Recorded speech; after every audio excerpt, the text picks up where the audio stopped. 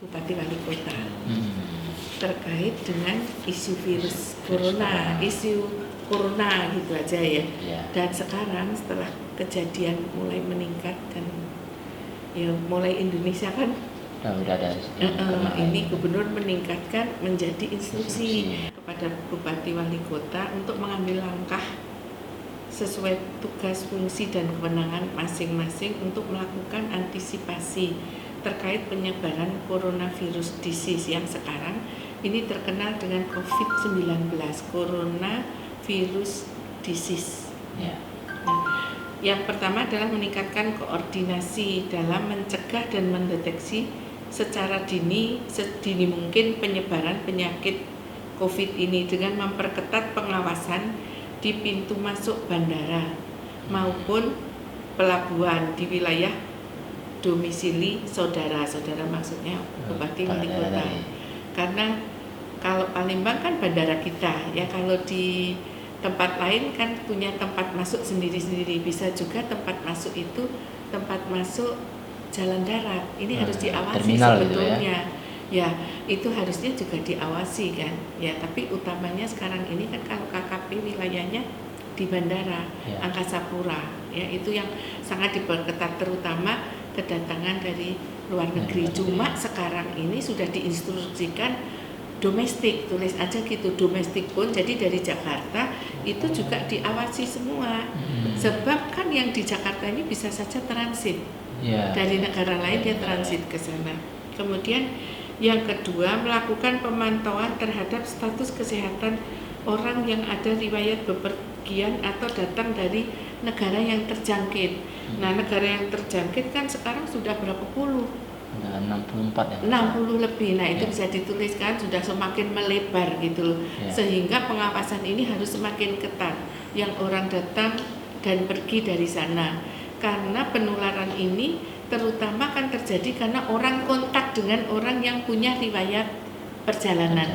Kalau cuma demam, pilek, flu di sini saja dia nggak punya riwayat kontak atau perjalanan kan bukan orang yang diwaspadai sebetulnya. Yang paling diwaspadai orang punya riwayat kontak. Nah, riwayat kontak kan tentunya yang paling mungkin dia punya riwayat perjalanan. Nah, KKP ini meriksa di sana kan sudah sekarang dipasang thermal scanner. Yang di luar negeri maupun di domestik. Artinya instruksi ini betul-betul harus dijalankan. Yang domestik pun diperiksa semua. Jadi begitu suhunya panas lewat di situ, ya sudah langsung digiring, kita pantau betul. Caranya itu melalui droplet, melalui kita bersin, ya. Itu sangat cepat. Nah, mengenai satu orang ini punya keluarga, dia pulang, semua sudah kena. Yang kena ini ke pasar, ke sekolah, cepat sekali. Ya. Sehingga kita memang jangan sampai kecolongan gitu. Sehingga kenapa instruksi ini bahwa Bupati Wali Kota harus mengkoordinasikan seluruh yang terkait KKP, KSOP. Kalau di pelabuhan itu KSOP. Di situ kan Angkasa Pura oleh KKP. Ya.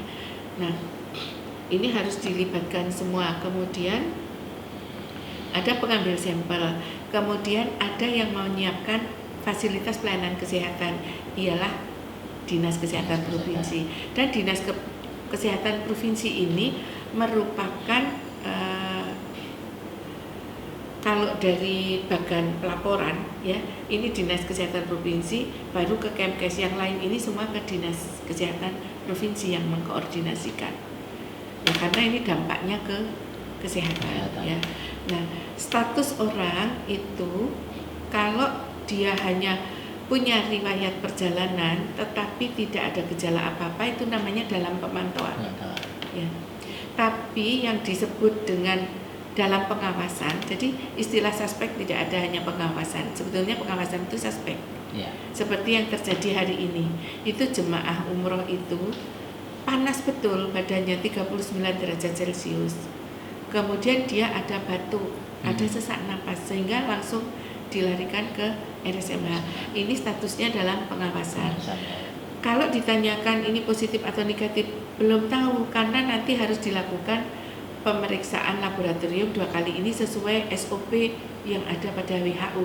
Jadi Ya. kita menerapkan itu harus 2 kali, walaupun nanti yang pertama negatif harus dilakukan Itu sekali berapa lagi hari? dalam waktu 24 jam. 24 jam. Yang keduanya 24 jam dari yang pertama, saya lupa harus berapa hari ya, nggak bawa juga saya teorinya.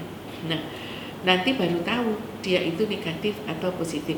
Kalau dia dari umroh, yang di Saudi Arabia ini kan bukan ini belum ada kasus COVID yang masuk kalau di Saudi Arabia.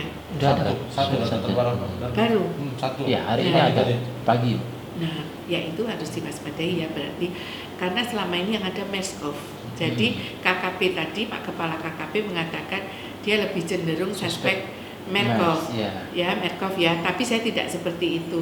Kita pokoknya periksa lab supaya kita tahu terhadap COVID ini positif atau negatif. Karena setelah kita tahu, kita akan berupaya memperkecil penyebaran ini. Ditelusuri, Bapak ini nanti siapa berangkat, keluarganya gimana, apa dia selama di sana dengan siapa, itu akan ditelusur semua. Jadi untuk memperkecil penyebaran corona ini, sehingga kenapa instruksi gubernur ini agar bupati wali kota mengkoordinasikan semua yang terkait.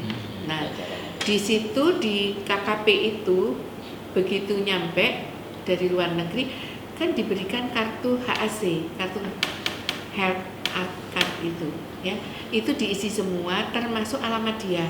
Nah, dari KKP diberikan ke Dinkes Provinsi, dari Dinkes Provinsi kartu ini akan diberikan ke kabupaten kota. Dinas kabupaten kota memberikan ke puskes, ke alamat dia di mana orang ini dipantau selama 2-14 hari. Kalau 2-14 hari ini tidak ada apa-apa, masa inkubasinya dia baru aman artinya. Nah, sehingga kita harus berkoordinasi semuanya supaya pencegahan dan penanggulangan ini berjalan dengan baik.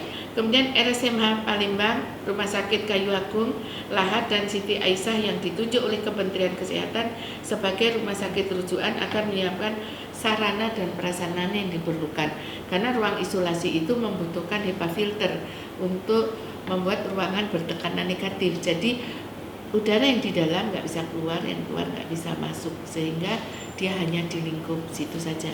Kemudian yang menyebarluaskan informasi mengenai penyakit coronavirus disease ini dan cara pencegahannya kepada masyarakat, baik melalui media maupun elektronik, serta mengawasi pemberitaan yang tidak benar, hoax di media sosial guna menjaga ketentraman di masyarakat.